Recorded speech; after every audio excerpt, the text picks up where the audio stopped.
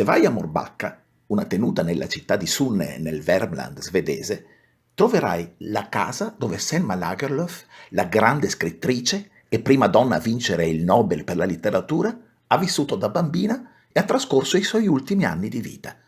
Lì troverai ancora le tracce di Nils Holgersson, il bambino protagonista di un libro straordinario, Il meraviglioso viaggio di Nils Holgersson.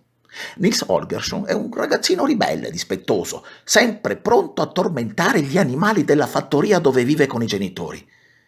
Ma un giorno si azzarda a giocare un brutto scherzo a un folletto e così si ritrova di colpo piccolo come un topolino.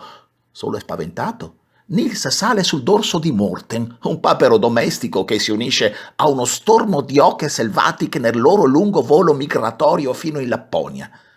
Comincia così il meraviglioso viaggio di Nils attraverso tutta la Svezia, sulle ali del suo papero in cerca di libertà, sotto la guida di Akka, la saggia oca capostormo, e sempre in fuga da Smirre, l'astuta volpe cacciatrice.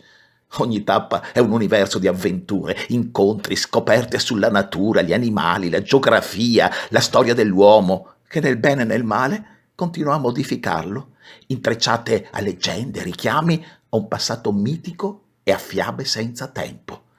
Tra le magie della natura e della fantasia, Nils imparerà cosa sono l'amicizia, il rispetto per gli altri e per l'ambiente, il coraggio e la libertà. Buona lettura del meraviglioso viaggio di Nils Holgersson di Selma Lagerlöf da Pino Costalunga.